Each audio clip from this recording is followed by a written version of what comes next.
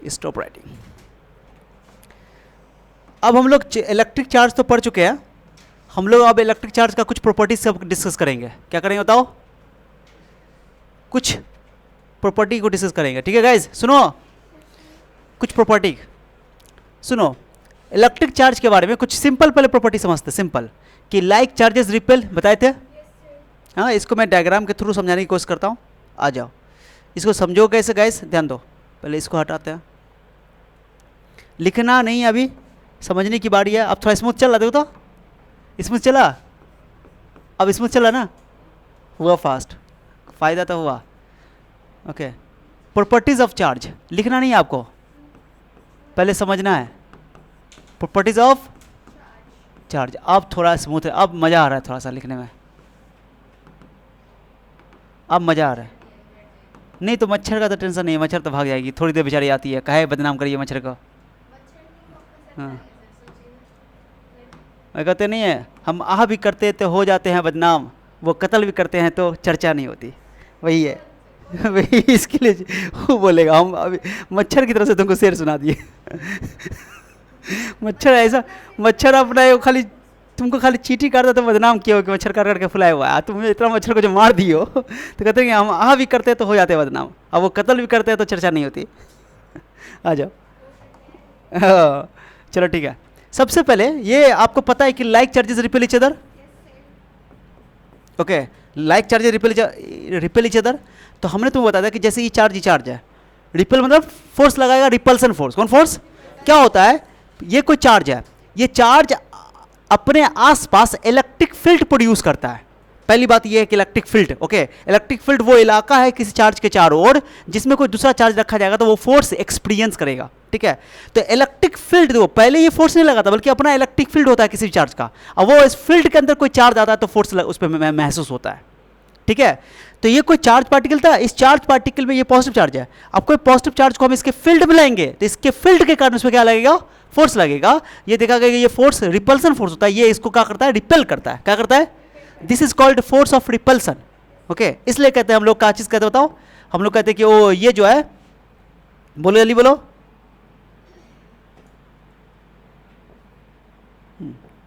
हो गया, स्लो हो गया, ओके। फोर्स ऑफ रिपल्सन, क्या चीज बोलते हैं इसको? Force of repulsion. बात समझे बात को? ओके, ये इसको रिपेल करेगा तो ये भी क्या करेगा, फोर्स ऑफ रिपल्सन। कुछ समझे? अच्छा, ये फोर्स जो लगा, तुम तो ऐसे बोल सकते कि ये चार्ज इस पर फोर्स लगाएगा, रिपेल करेगा, ओके। तो ऐसे भी तो तुम बोल सकते हो सर फोर्स इधर लगाएगा, लेकिन इधर नहीं लगाता है।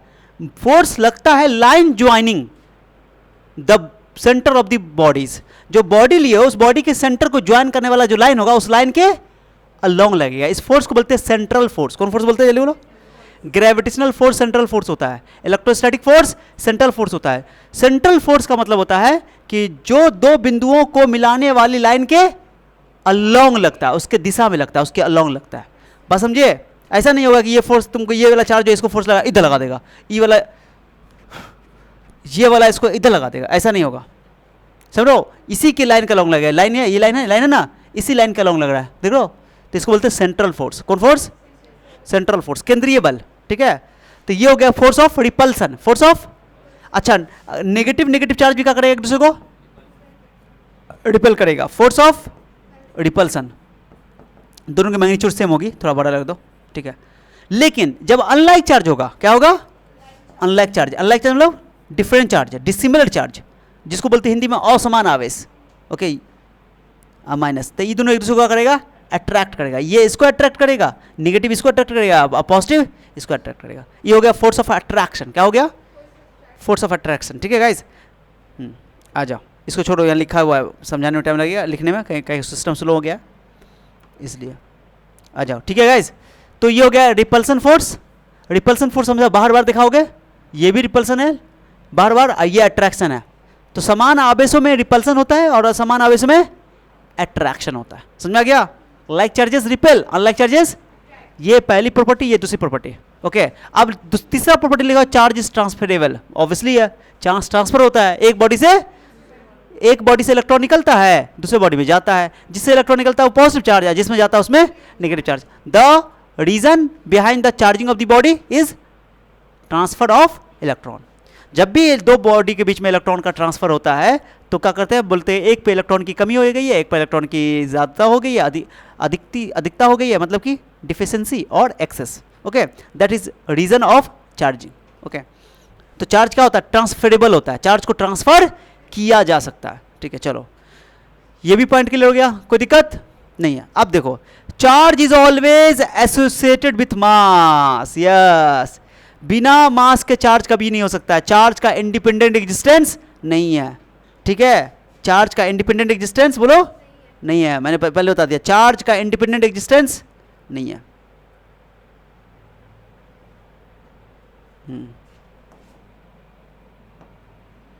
बताओ, चार्ज में और मास में तुमको बोला जाए अंतर बताओ, क्या बताओगे, बताओ, और अंतर लिखेंगे आगे जाकर के।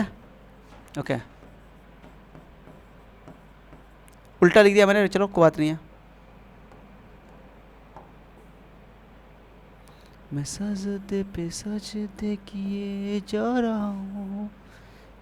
मैं तुमको यहाँ पर अंतर लिखूंगा, अंतर में और पॉइंट ऐड करूंगा, अभी पूरा पॉइंट एक्सप्लेन नहीं कर रहा हूँ, एक एक करके बढ़ाएंगे हम लोग, इसको आगे लिख जाएंगे।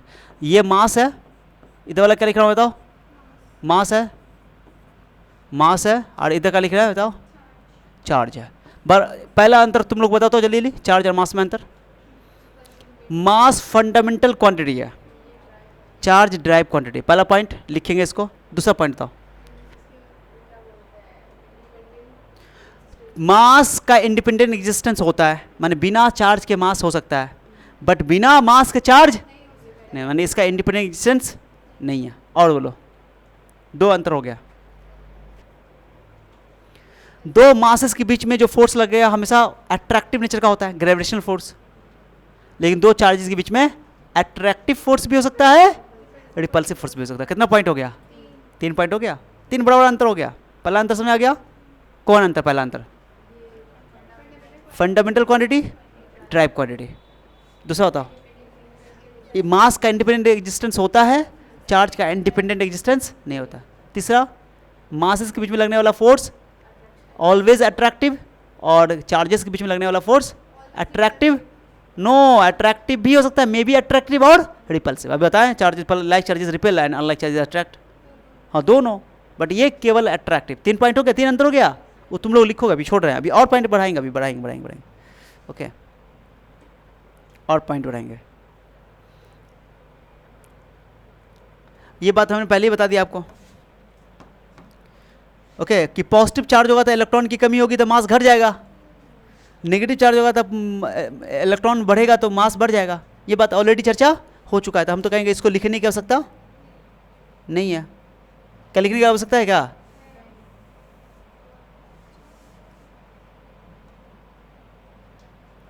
नहीं है लिखने का, क्या लिखेंगे इसको, लिखोगे, अरे लिखा देते थे पॉइंट में पहले, तो दोबारा क्या लिखोगे इसको, लो रहने दो, अब है लिखा हो तो क्या करोगे। चलो, अब इंटरेस्टिंग पॉइंट है, तुम ही बताओ, तुम्हारे दिमाग में जब क्वेश्चन पढ़ा रहे थे, ध्यान दो, बहुत इंपॉर्टेंट बात बता रहा हूँ, इंटरेस्टिंग पॉइंट है ये, ध्यान देना।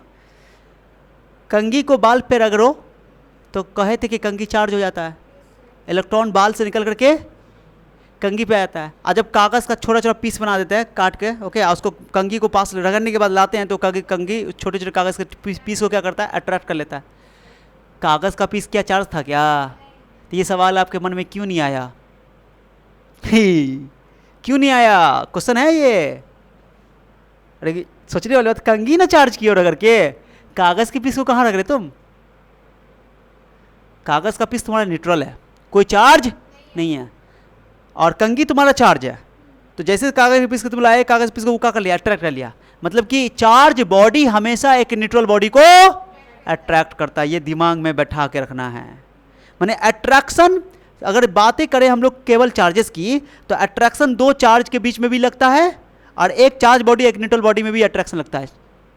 माने और चार्ज बॉडी ऑलवेज अट्रैक्ट और न्यूट्रल बॉडी, माने एक उदासीन वस्तु को हमेशा वो अट्रैक्ट करेगा। एक चार्ज बॉडी वाले के मेरे हाथ में ये पॉजिटिव चार्ज है, पॉजिटिव चार्ज अगर यहाँ पर न्यूट्रल बॉडी ला देंगे तो न्यूट्रल बॉडी को क्या करेगा, और ये हमारे पास नेगेटिव चार्ज है, ये न्यूट्रल बॉडी है, फिर भी ये क्या करेगा, माने एक चार्ज बॉडी चाहे वो आइदर पॉजिटिव हो चाहे वो नेगेटिव हो, वो हमेशा न्यूट्रल बॉडी को अट्रैक्ट करता है, समझा। अब इसके पीछे की कहानी क्या है, तो ये कहानी आगे आपको समझ में आएगी जब हम लोग पढ़ेंगे इंडक्शन मेथड, जब चार्जिंग बाय मेथड पढ़ेंगे ना, मेथड ऑफ चार्जिंग, जिसमें हम लोग रबिंग पढ़ेंगे, इंडक्शन पढ़ेंगे, कंडक्शन पढ़ेंगे, इसके बाद वही टॉपिक आएगा ये सब पढ़ने के बाद, प्रॉपर्टी सब पढ़ने के बाद।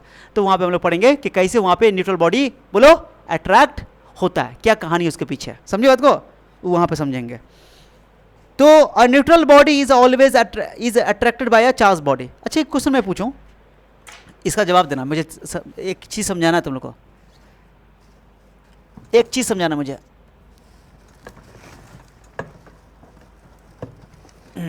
मेरे पास ये 2 बॉल है, मैं तुमको एक एग्जांपल दे रहा हूँ, मैं बोल रहा हूँ कि दोनों में अट्रैक्शन हो रहा है, दोनों में अट्रैक्शन हो रहा है, वो भी इलेक्ट्रोस्टैटिक अट्रैक्शन बोल रहा हूँ, ग्रेविटेशन की बात अभी नहीं कर रहा हूँ, मासेस के कारण तो अट्रैक्शन तो होता ही है। मैं बोल रहा हूँ कि हम तुमको बता रहे कि दोनों बॉडी में चार्ज अट्रैक्शन हो रहा है, इलेक्ट्रोस्टैटिक अट्रैक्शन चार्ज के कारण हो रहा है। अब तुम बताओ अट्रैक्शन हो रहा है तो बताओ कौन बॉडी चार्ज है इसमें से, बताओ क्या चीज़ तुमसे बताओ क्या कर सकते हो, दोनों चार्ज है, कोई जरूरी है? अभी बताए थे कि एक चार्ज बॉडी न्यूट्रल बॉडी को अट्रैक्ट करता है, ये तो श्योर है कि दोनों में से कोई एक तो कम से कम चार्ज तो होना ही है।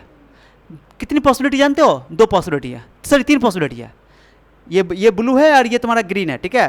तो ये हो सकता है कि दोनों चार्ज हो, बट अट्रैक्शन है तो एक पॉजिटिव होगा एक निगेटिव होगा। एक पॉसिबिलिटी ये है कि दोनों पे अनलाइक चार्ज हो, ओके, अनलाइक चार्ज हो, दोनों चार्ज बॉडी हो। एक तो पॉसिबिलिटी है कि दोनों चार्ज बॉडी हो बट दोनों अनलाइक हो, दोनों का डिफरेंट चार्ज हो, नेचर अलग हो, अपोजिट हो गया, एक पॉसिबिलिटी है।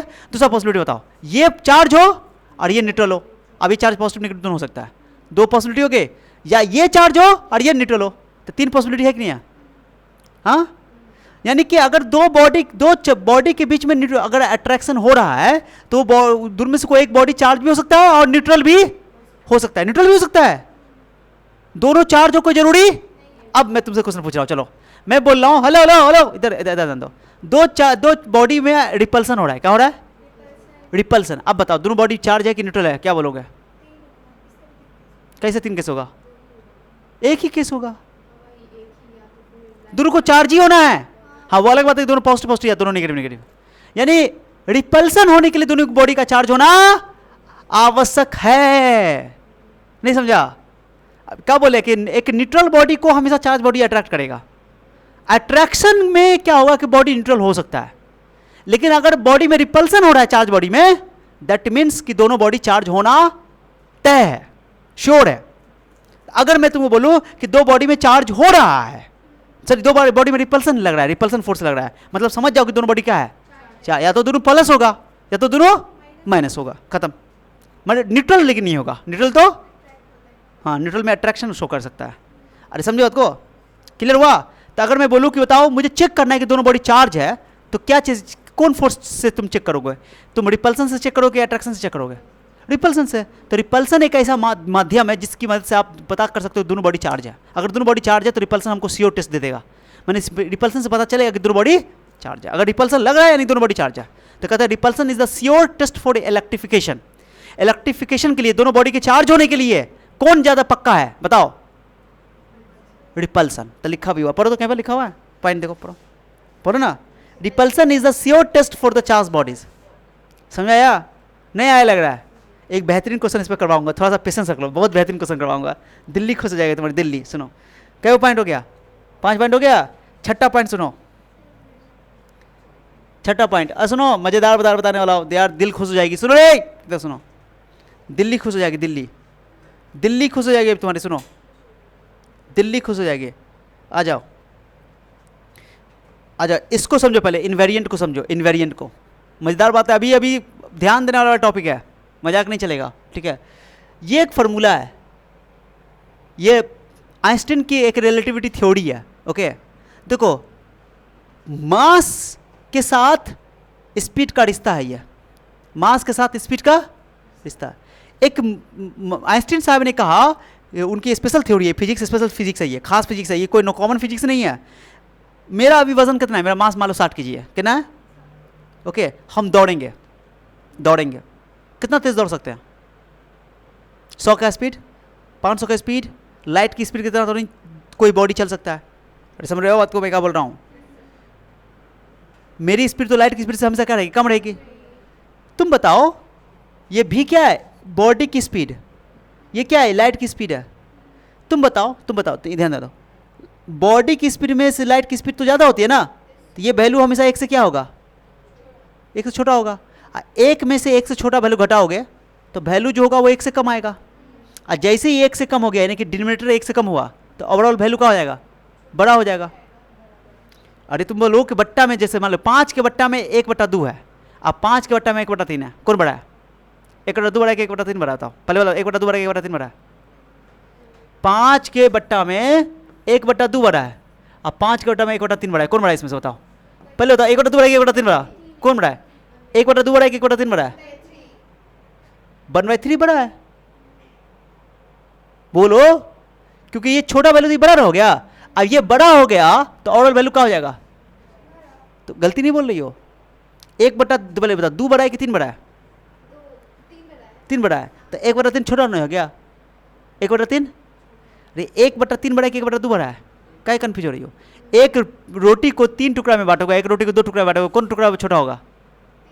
3 वाला। तो ऑब्वियसली कि 5 के बट्टा में 1/3 जो है, 1/3 तो छोटा है, लेकिन जो छोटा है उसको ऊपर ले जाओगे तो 5 15 आई 5 ना, तो कौन बड़ा होगा? सिंपल बात है। तो नीचे में जितना छोटा वैल्यू होगा वो उतना बड़ा वैल्यू होगा। नीचे में जितना तुम उल्टा बोलती थी इसलिए। 1/3 बोली थी, 1/3 बोली थी छोटा है, बोली थी छोटा। हाँ चलो कोई बात नहीं, 1/3 छोटा। फिर हम इसका डिनोमिनेटर पूछ रहे हैं बस खाली, 1/3 बड़ा है कि 1/2 बड़ा है? तो 1/3 छोटा है, अब 1/3 छोटा है इसलिए इसका ओवरऑल वैल्यू, पूरा वैल्यू जो है बड़ा हो जाएगा। ओवरऑल वैल्यू बताना ना, तो मैं क्यों आगे बोल दी थी, ठीक है कोई बात नहीं है। अब तुम बताओ, ये 1 से छोटा हो गया ना, 1 से छोटा हो गया तो ये वैल्यू बड़ा हो जाएगा, मतलब कि मास बढ़ जाएगा। मास स्पीड पे डिपेंड करता है। आइंस्टीन की स्पेशल थ्योरी कहती है कि मास स्पीड पे डिपेंड करता है, स्पीड बढ़ने से मास बढ़ जाता है, स्पीड घटने से मास घट जाता है।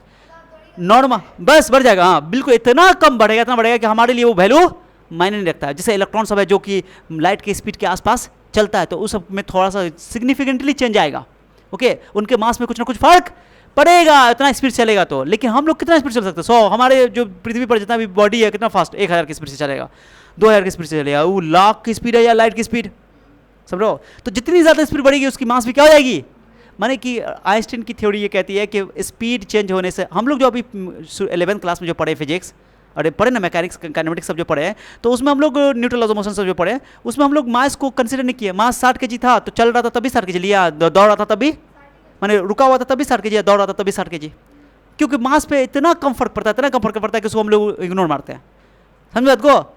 लेकिन मास लेकिन स्पीड के साथ चेंज करता है, आइंस्टीन की थ्योरी कहती है, ठीक है। ये स्पीड यही है, ये फॉर्मूला है कि m0 का मतलब है कि जब बॉडी रुका हुआ था, तो बॉडी रुका हुआ तो स्पीड कितना रहा होगा बताओ? अरे जब बॉडी रुका हुआ तो स्पीड कितना? 0 को c से भाग कर तो क्या होगा? 0, 1 - 0 1, 1 का वर्गमूल 1, तो m0 के बराबर हो जाएगा। इसको बोलते हैं रेस्ट मास, m0 को बोलते हैं। ध्यान यहाँ होना चाहिए, बेंच पर से हाथ रहो, एकदम एनर्जी में रहो, कमर से कमर, पोस्टर सही, लट रखना नहीं, पोस्टर एकदम सही, तो गंदा पोस्टर है, एकदम स्ट्रिक्ट, एकदम स्ट्रेट रहो, स्ट्रेट पोस्टर, यस ये वो स्ट्रेट पोस्टर, हाँ ओके। फिर हाँ आके हम तुमको और छुटकी बना देंगे, बुटुटिया बेटी।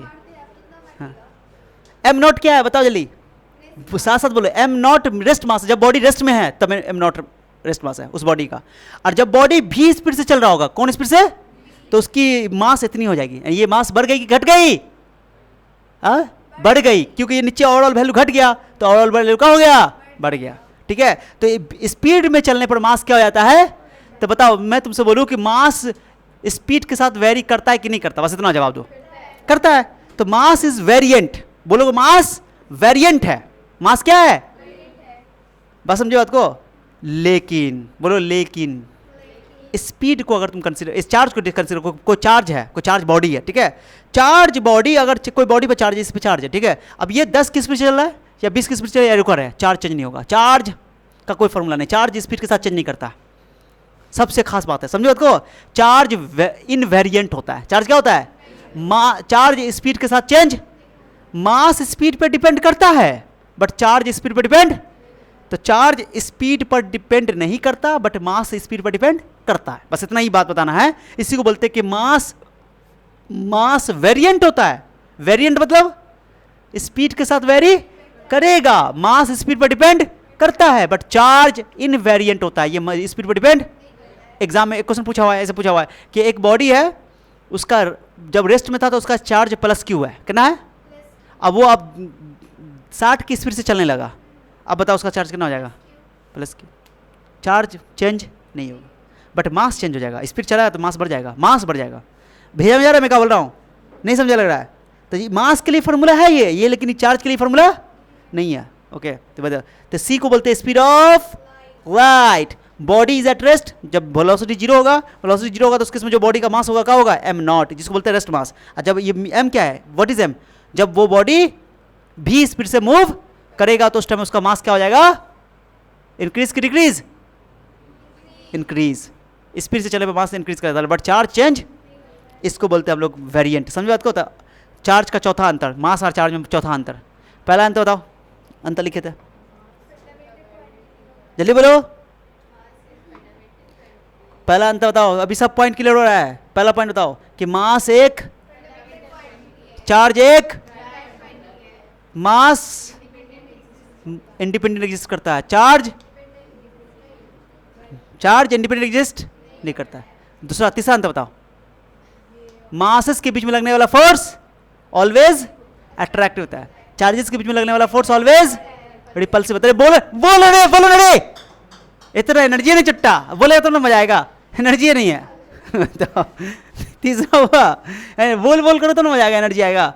तीसरा पॉइंट, चौथा पॉइंट बताओ, mass is variant, charge is invariant. Mass speed पर डिपेंड करता है, चार्ज स्पीड पर डिपेंड नहीं करता है। चौथा पॉइंट हो गया। ये अभी मजा आता है ना यार, बोले तो अभी तुम लोग लिख के लाओगे, हम खाली बोल रहे हैं, हम जगह छोड़े इसलिए कि तुम लोग लिख के लाओगे। हाँ फुट चुकिया।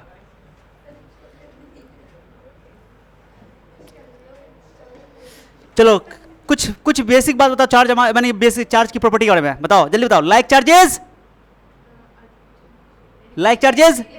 रिपेल। यार समान आवेश एक दूसरे को क्या करता है? धक्का मारता है, खींचता है? धक्का मारता है, विकर्षित करता है। तो बोलो like charges repel, unlike charges attract. Charge is transferable की इज नॉट ट्रांसफरेबल? चार्ज को ट्रांसफर कर सकते हैं। चार्ज इज वेरिएंट की इनवेरिएंट? वेरिएंट। वाह कितना अच्छा बात बोल दी, अभी पढ़ा है अभी।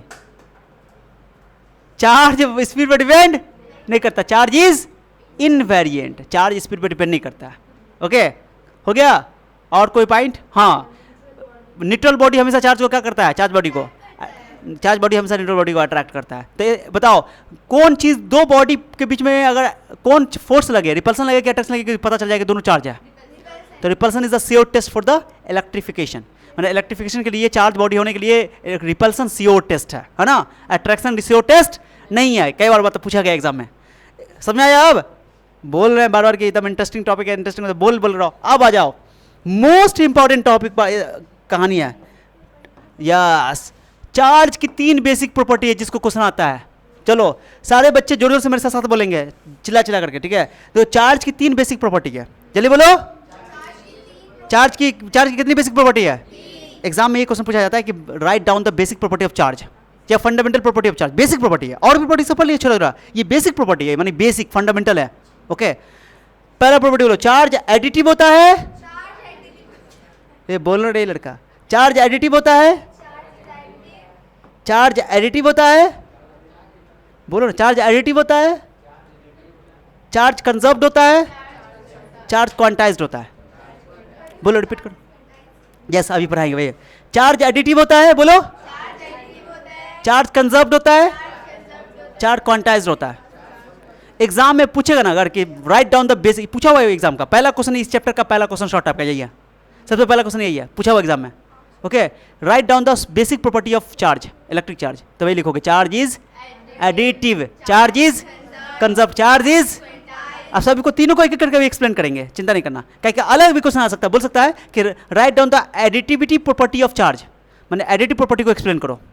जब बोलेगा चार्ज के कंजर्वेशन को समझाओ, या बोलेगा चार्ज के क्वांटाइजेशन को समझाओ, तो 3 क्वेश्चन और बन जाएगा। ओके, तो 3 कितना हुआ? 4 क्वेश्चन हुआ। 3 इधर से इसके अलग अलग इंडिविजुअल टॉपिक से पूछेगा कि एक्सप्लेन करो। एक ये कि बेसिक प्रॉपर्टी लिखो, तो बेसिक प्रॉपर्टी के बाद से इतना ही लिखा जाएगा। अरे समझे बात को? आप समझते क्या होता है? बताओ, चार्ज की कितनी बेसिक प्रॉपर्टी है? कौन कौन?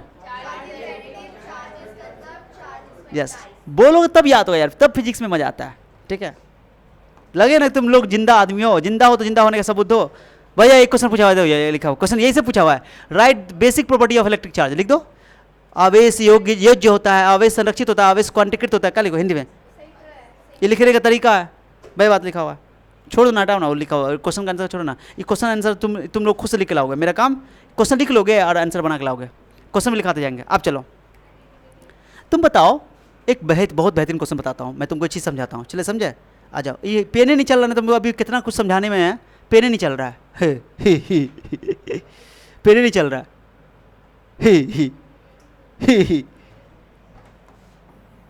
पेने नहीं चल रहा है, देख लो।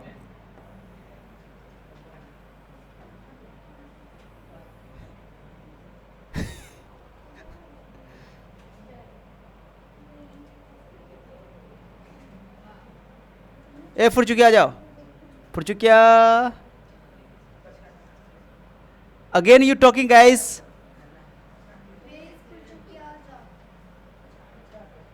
आजा इधर मिस्टर, ए मिस्टर सुनो, ए मिस्टर सुनो ना, एडिटिव प्रॉपर्टी किसको बोलते हैं, सुनो, एक बॉडी है मेरे पास, एक बॉडी है, सुन लो, ये बॉडी है, मैंने क्या किया, इसको बाहर से, क्योंकि चार्ज ट्रांसफरेबल होता है, मैंने इसको 5 कूलम चार्ज दे दिया, 5 कूलम चार्ज इधर से, इधर से मैंने इसको -8 कूलम चार्ज दे दिया, इधर से मैंने इसको, इस बॉडी को मैंने 20 कूलम चार्ज दे दिया प्लस, ठीक है, अरे समझिए, इधर से मैंने इसको +4 कूलम चार्ज, -4 कूलम चार्ज दे दिया, ओके। अब मैं बोलूँ कि इस बॉडी पे नेट चार्ज कितना है, इस बॉडी पे नेट चार्ज कितना है बताओ,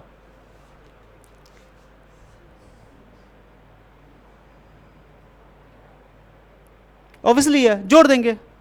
अरे चार्ज के बारे में क्या पढ़ के आए हो, चार्ज एक स्केलर क्वांटिटी है, जब चार्ज स्केलर क्वांटिटी है तो स्केलर का मतलब क्या होता है, जैसे मैथमेटिक्स में जोड़ते हो ना, अलजेब्राइक सम लेते हो जिसको बोलते हैं अलजेब्राइक सम, तो अलजेब्रा की तरह जब जैसे जोड़ते हो उसे जोड़ दो, यहाँ पे सर ये 5 है, प्लस वाला को जोड़ दो, 20 5 25 है, ये 8 4 12, 25 में 12 घटा दो, 13 कूलम चार्ज, मैंने इस बॉडी पे नेट चार्ज कितना हुआ, तो किसी बॉडी पर जो टोटल चार्ज होता है वो अलग अलग बॉडी के अलग अलग चार्ज के जोड़ का, सॉरी अलग अलग चार्जेस का सम होता है, जोड़ होता है, क्योंकि ये चार्ज स्केलर क्वांटिटी है, इसलिए तो जोड़ सकते हैं, इसे बोलते हैं चार्ज इज एडिटिव, एडिटिव मतलब जोड़ देना है, the total charge on a body is equal to the sum of total individual charges, this property is called additivity property of electric charge, मैंने इसको बोलते हैं एडिटिव प्रॉपर्टी, चार्ज एडिटिव होता है ना, चार्ज को सीधे जोड़ देते हैं, ओके समझो को, क्यों जोड़ रहे हैं, क्योंकि चार्ज स्केलर क्वांटिटी, इसलिए कुछ समझाया मैंने क्या बोला,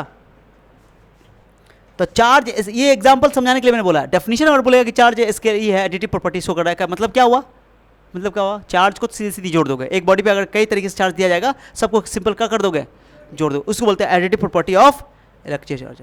तो पहली बेसिक प्रॉपर्टी क्लियर, पहली बेसिक प्रॉपर्टी क्लियर, पहली बेसिक प्रॉपर्टी क्लियर, आ जाओ। तो डेफिनेशन नहीं लिख रहा हूँ मैं, डेफिनेशन मैं लिखा दूंगा तुमको मुंह से, ठीक है, क्योंकि ये पेन चल नहीं रहा है, ओके। तो एडिटिविटी मतलब व्हाट डू मीन बाय, कुछ तुम एग्जाम में कैसे बोलेगा, explain the additive property of electric charge, additive property of, तो बोलोगे कि the total charge on a body या net charge on a body is equal to the sum of, कौन sum, algebraic sum, okay, algebraic sum of all the charges, जितने भी charges मौजूद है सबका अलजेब्राइक सम, ठीक है, that is called additive property. काहे जोड़ पा रहे सर ऐसे, क्योंकि charge scalar quantity, additive property का मतलब ये हुआ, जोड़ दो सीधे। अब एक होता है कंजर्वेशन प्रॉपर्टी, कौन प्रॉपर्टी, वही जैसे कोई भी चीज़ का कंजर्वेशन प्रॉपर्टी को, it is neither be created not be destroy by, तो चार्ज कंजर्व रहता है बाबू, चार्ज क्या रहता है, कंजर्व रहता है, charge can neither be created not be destroy. जैसे कंघी को रख रहे, कंघी को क्या किया, रख रहे, कंघी पे चार्ज आ गया, मान लो -5 कूलम चार्ज, इलेक्ट्रॉन हायर से निकल के कंघी में चला गया, तो मान लो कि इतना इलेक्ट्रॉन निकल गया, इतना इलेक्ट्रॉन निकल गया कि 5 कूलम चार्ज जो है वो कंघी पे -5 कूलम चार्ज आ गया। जैसे कंघी पे -5 कूलम चार्ज आया तो बाल पे कितना आएगा, +5 कूलम चार्ज। अरे बाल से इलेक्ट्रॉन निकल के गया ना, तो बाल पे पॉजिटिव चार्ज हो जाएगा और कंघी पे नेगेटिव, तो मैं बोलूँ कंघी पे नेगेटिव 5 कूलम चार्ज आया है, तो बाल पे +5 कूलम, +5 कूलम। बताओ जब रगड़ा नहीं गया था तो पहले चार्ज कितना था, कंघी पे 0 और बाल पे भी 0, तो न्यूट्रल बॉडी था। और रगड़ने के बाद कंघी पे कितना आया? -5 कूलम चार्ज। बाल पे कितना आया? तो टोटल कितना हुआ? जोरो, +5 -5 0। पहले भी नेट चार्ज 0 था पहले, अब बाद में भी नेट चार्ज कितना था? देखो अलग अलग बॉडी का एक एक पार्टिकल का चार्ज या एक बॉडी का चार्ज वो कंजर्व नहीं होता है, सिस्टम का चार्ज कंजर्व होता है। सिस्टम समझे? जैसे अभी मैं बोलूं कि जब कंघी को बाल पे नहीं रगड़ा गया था तो कंघी और बाल को मिला कर सिस्टम बोलेंगे, तो कंघी का चार्ज 0 था, नहीं रगड़ा गया था, अब बाल का चार्ज भी 0, तो टोटल सिस्टम का चार्ज कितना हुआ? 0 + 0 0। रगड़ने के बाद कंघी पे आया -5 कूलम चार्ज, एग्जाम्पल लिया है, और बाल पे आया +5 कूलम, तो रगड़ने के बाद टोटल बॉडी टोटल सिस्टम का चार्ज बताओ, सिस्टम का +5 -5 0। तो देखो रगड़ने से पहले, फ्रिक्शन से पहले भी चार्ज 0 था, नेट चार्ज यानी कि सिस्टम का चार्ज, और रगड़ने के बाद भी, फ्रिक्शन के बाद भी, बॉडी के चार्ज होने के बाद भी नेट चार्ज कितना है? सिस्टम का 0। तो सिस्टम का टोटल चार्ज कंजर्व होता है, उस सिस्टम को बोलते हैं आइसोलेटेड सिस्टम। एक ऐसा सिस्टम जो हमारी बाहर की दुनिया से कोई लेना देना उसको नहीं है, हम लोग इस घर में पैक है बन के अलग है, दुनिया से बाहर से कोई चार्ज नहीं आ रहा, अंदर का अंदर चार्ज है, ठीक है, इसको बोलते हैं isolated charge, sorry system. Isolated system का मतलब होता है अलग थलग, जैसे सुनते हो ना कि कोरोना काल था तो बोलते हैं आइसोलेट हो जाओ, मतलब अलग थलग। तो एक ऐसा सिस्टम जो अलग थलग है, बिल्कुल दूसरे बाहर की दुनिया से उसका कोई लेना देना नहीं है, तो आइसोलेटेड सिस्टम का चार्ज कंजर्व रहता है, इसको बोलते हैं कंजर्वेशन ऑफ चार्ज। बट एक इंडिविजुअल बॉडी का चार्ज कंजर्व, समझ में आया? आप दो, पहले कंघी पे 0 चार्ज था, बट कंघी पे आप -5 कूलम चार्ज आ गया, तो क्या कंजर्व है? इंडिविजुअल पार्टिकल का या इंडिविजुअल बॉडी का चार्ज कंजर्व नहीं रहता है, बट सिस्टम का चार्ज हमेशा आता माजी अटकली कि सटकली, ये बता रहे हैं, बहुत इंपॉर्टेंट पॉइंट है ये। तो बोलेगा law of conservation of charge बताओ, what do mean by law of conservation of charge? तो लिखोगे the total charge of an isolated system is always conserved. नाम में कंजर्व, तो कंजर्व बोल दो। कंजर्व मतलब हुआ कि जितना रगड़ने से पहले जितना चार्ज था, रगड़ने के बाद भी, यानी इंटरेक्शन से पहले जितना चार्ज था, इंटरेक्शन के बाद भी उतना ही चार्ज है। किसका? सिस्टम का, इंडिविजुअल बॉडी का नहीं। समझ आ रहा है? अरे आ रहा है? देखो एग्जांपल देखो, ये है कोई बॉडी है, इस बॉडी के अंदर इस पॉइंट पर कितना चार्ज है?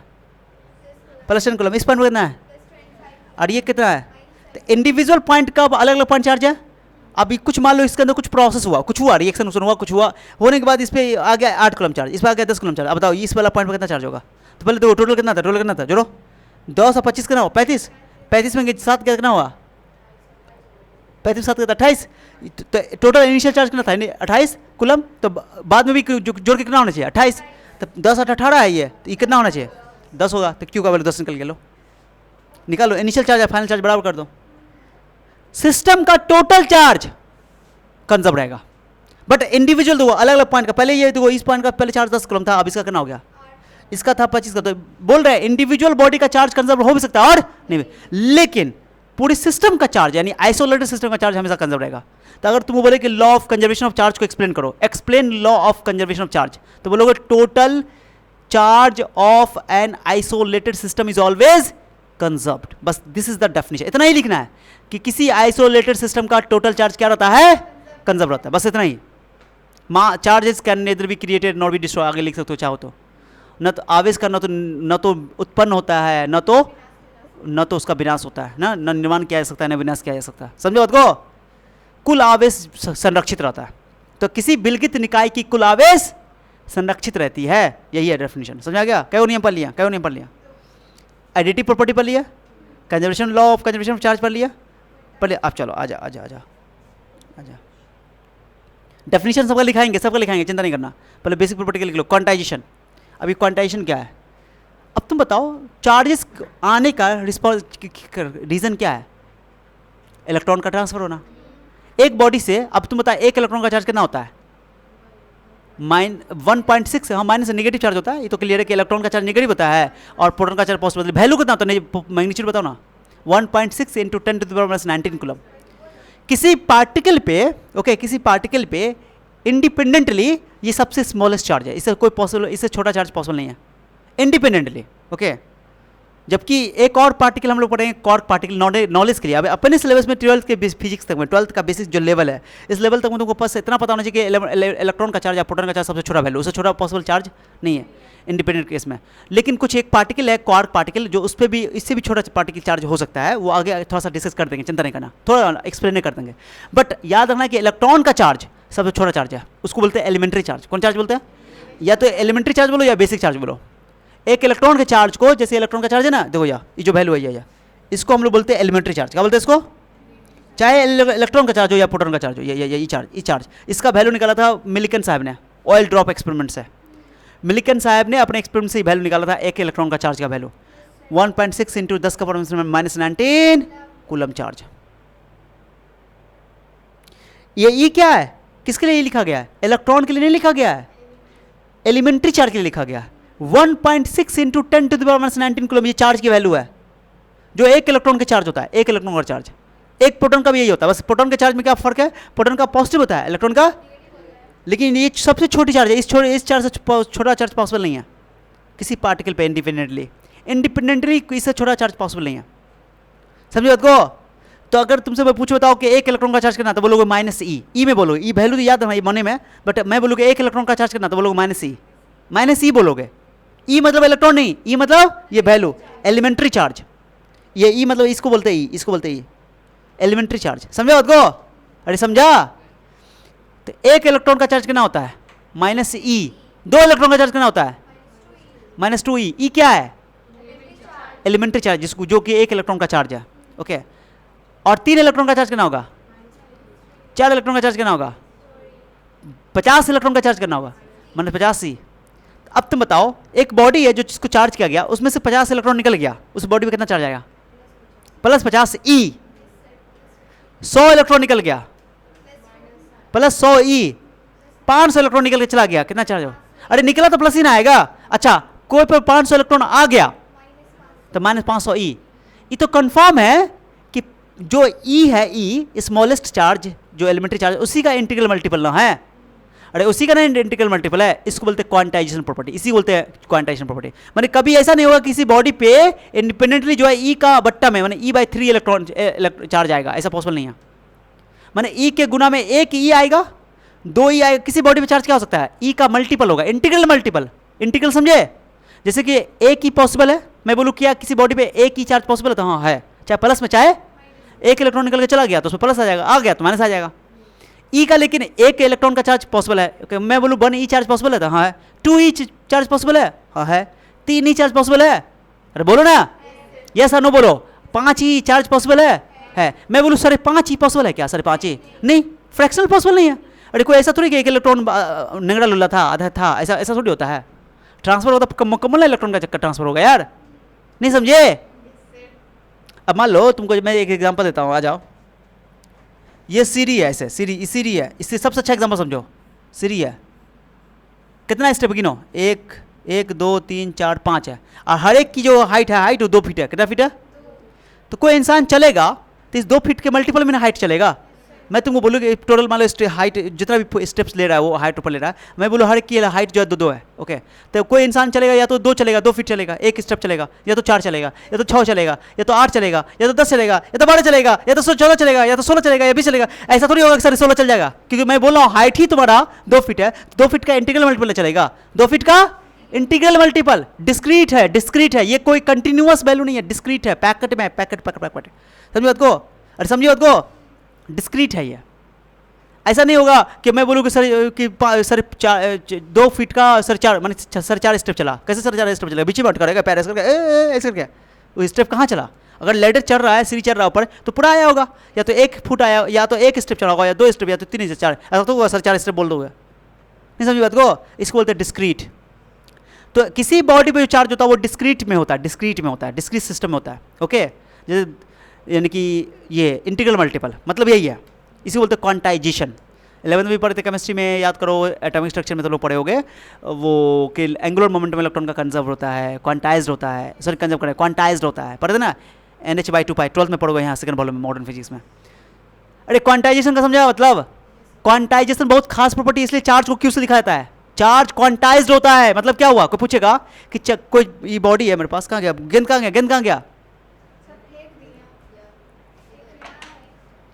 छोड़ो ला, अरे फेंकना मत तुम लोग, न तो मेरा आँख सूझ जाएगा। ये कोई बॉडी है, इस पे चार्ज है। अब मैं बोलूँ कि इस पे बॉडी पे चार्ज कितना हो सकता है, तो सर बोलोगे सर या तो ये 1 E होगा प्लस में या माइनस में, ओके, या तो 2 E होगा, या तो 300 E या 500 E, माने E का इंटीग्रल मल्टीपल। ऐसा कभी नहीं होगा कि 2.5 E बोल देंगे, ना ना ना ना ना, ये पॉसिबल नहीं है। 5.5 E नहीं होगा, 5/3 E नहीं होगा, फ्रैक्शनल वैल्यू पॉसिबल नहीं, E का इंटीग्रल मल्टीपल होगा। ओके, इसी को बोलते हैं क्वांटाइजेशन प्रॉपर्टी। तो क्वांटाइजेशन प्रॉपर्टी इसलिए इसको लिखा जाता है क्यू से। चार्ज को क्या चीज से लिखा जाता है, तो चार्ज क्वांटाइज्ड होता है, क्वांटीकृत होता है। क्वांटीकृत का मतलब हुआ कि किसी वस्तु पर जो आवेश होगा वो एक इलेक्ट्रॉन के आवेश का इंटीग्रल मल्टीपल होगा, पूर्णांकीय गुणांक होगा। ऐसा कभी नहीं हो सकता कि उस पर सिर्फ 4, 4.25 भिन्नात्मक गुणांक हो जाए, फ्रैक्शनल हो जाए, ऐसा पॉसिबल नहीं है। अब हम जब भी बच्चा को पढ़ा देते ना, तो बच्चे को हम बोलते बताओ क्या ये मैं बोलूँ 5/3 कूलम, ये चार्ज पॉसिबल है, ये चार्ज पॉसिबल है, तो कोई बच्चा बोलेगा नहीं। पहला बच्चा जवाब देगा यही। हम बोले कि कूलम है, ये कूलम है, हम ये अगर बोलते हैं 5/3 E, ये बोलते कि E लिखते हैं, E मतलब इलेक्ट्रॉन, ये पॉसिबल नहीं है यार, ये पॉसिबल, ये क्यों नहीं पॉसिबल है यार, ये तो कूलम है। बताया समझाए अभी समझाए, देखो ये पॉसिबल नहीं है। E का मल्टीपल में बढ़ चलेगा, लेकिन कूलम में क्या नहीं चलेगा, क्योंकि एक कूलम में इलेक्ट्रॉन की बात करेंगे, अभी कितना होता है कूलम में बात करेंगे। अरे समझे बात को, नहीं समझाया लग रहा है, ही जुटो हंस रही है। अरे समझे बात को, तो ये बताओ क्वांटाइजेशन प्रॉपर्टी का मतलब क्या हुआ। पहले तो एक लाइन को चार्ज क्वांटाइज्ड होता है, ये खास प्रॉपर्टी है, इसलिए चार्ज को क्यू से लिखा जाता है। किस लिखा जाता है ये याद रखना, इसलिए खास है। किसी बॉडी पर टोटल चार्ज एक इलेक्ट्रॉन के चार्ज का इंटीग्रल मल्टीपल होता है। ये खाली मल्टीपल बोलने से काम नहीं चलेगा, मल्टीपल बोलने से काम नहीं चलेगा, इंटीग्रल मल्टीपल। क्या बोलोगे, मल्टीपल बोलने से काम नहीं चलेगा। चलो मेरे साथ रिपीट बोलो, मैं रिपीट करो, हिंदी में रिपीट करो। किसी बॉडी पर कोई भी चार्ज हमेशा एक इलेक्ट्रॉन के चार्ज का हमेशा इंटीग्रल मल्टीपल होता है। ये बोलना जरूरी है, अंग्रेजी बोलो चलो। The total charge on a body is equal to integral multiple of charge of electron, या उसको चाहो तो एलिमेंट्री चार्ज भी बोल सकते हो। ठीक है, समझ में आ गया। ये क्वांटाइजेशन, तीनों प्रॉपर्टी समझ में आ गया। जल्दी बताओ, चार्ज की कितनी बेसिक प्रॉपर्टी, जोर से बोलो, पहला बोलो। Charge is additive, charge is conserved, charge is quantized. चलो बताओ एडिटिव मतलब, एडिटिव मतलब चार्ज एडिटिव, इसका क्या मतलब है। अगर किसी बॉडी पे टोटल चार्ज निकालना है तो उस पर जितना भी इंडिविजुअल चार्ज है सबको अलजेब्राइक सम ले लेंगे, सबको जोड़ देंगे, सब क्या चार्ज स्केलर है। एडिटिव प्रॉपर्टी मतलब जोड़ देना है, ठीक है। और कंजर्व मतलब किसी भी आइसोलेटेड सिस्टम का चार्ज कंजर्व रहता है, पहले और बाद में चार्ज सेम, ठीक है। Charge can neither be created not B. और दूसरा तीसरा प्रॉपर्टी होता है चार्ज का क्वांटाइजेशन प्रॉपर्टी, कि किसी बॉडी पर जो चार्ज होता है वो हमेशा एक इलेक्ट्रॉन के चार्ज का इंटीग्रल मल्टीपल होता है, पूर्णांकीय गुणांक होता है, ठीक है भाई। ये पॉसिबल है, ये पॉसिबल नहीं है, ये पॉसिबल नहीं है, ये पॉसिबल है, ये पॉसिबल है। तो क्यू बराबर, क्यू मतलब टोटल चार्ज, एन क्या है, एन क्या है, कितना इलेक्ट्रॉन ट्रांसफर हुआ, कितना इलेक्ट्रॉन। ई क्या, ई क्या, ई को इलेक्ट्रॉन बोलोगे, नो एलिमेंट्री चार्ज, एक इलेक्ट्रॉन का जिसका वैल्यू होता है 2। समझ बात को,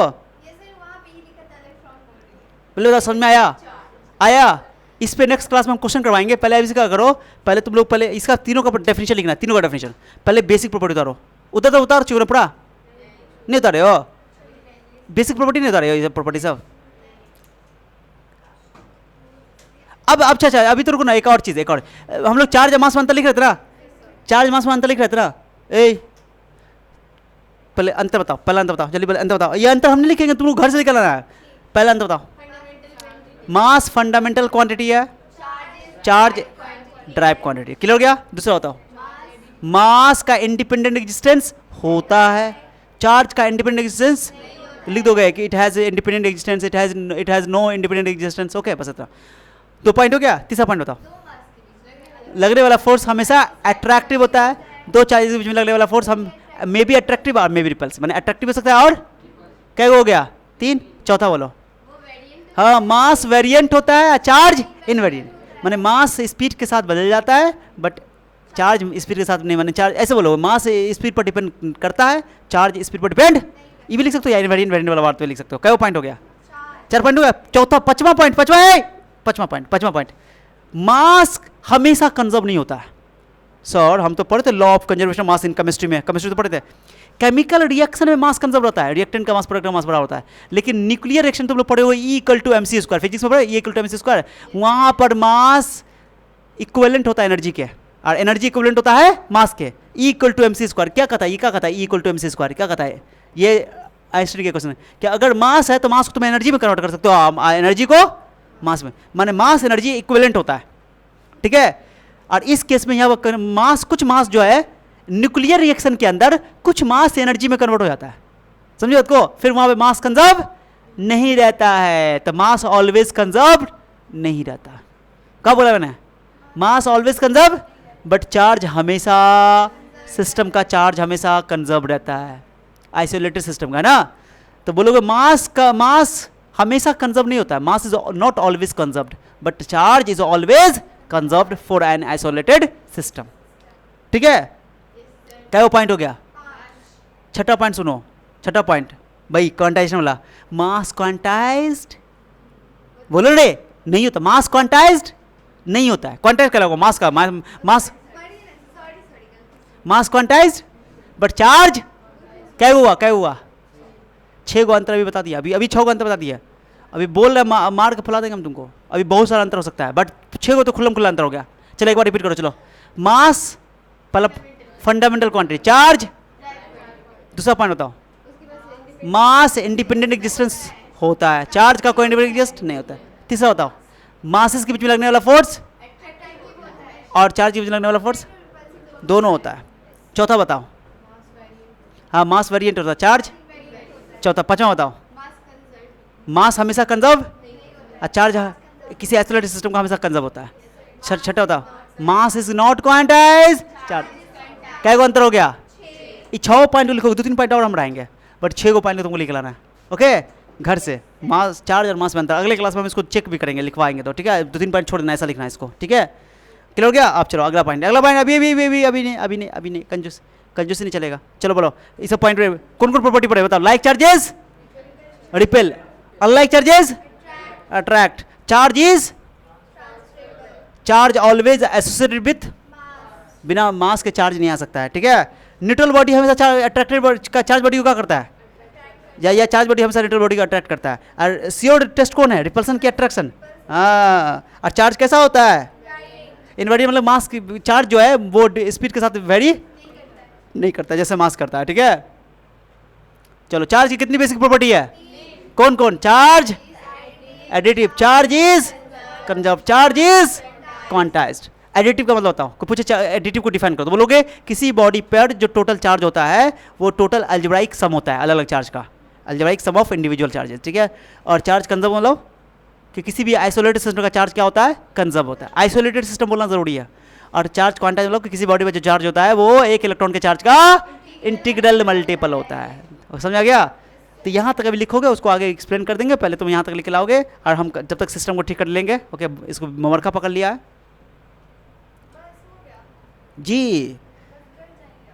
तो क्या लग रहा है तुमको? अभी ये लिखिए, ओके।